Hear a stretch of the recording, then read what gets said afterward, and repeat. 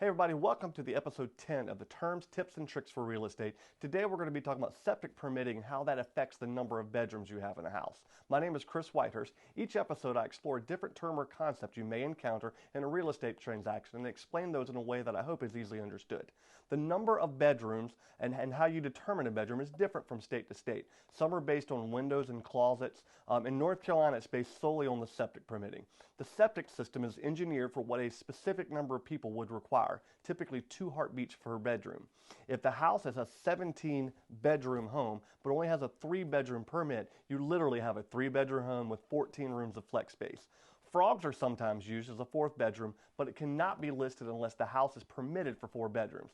This is really important to get correct, so make sure you confirm with your agent that the permitting is correct for your home. If you like these videos, there's more of them on my YouTube and Facebook page. If you like what you see, be sure to follow me on Facebook and subscribe on YouTube and share with your friends. More great content coming soon. I'm Chris Whitehurst. Welcome home.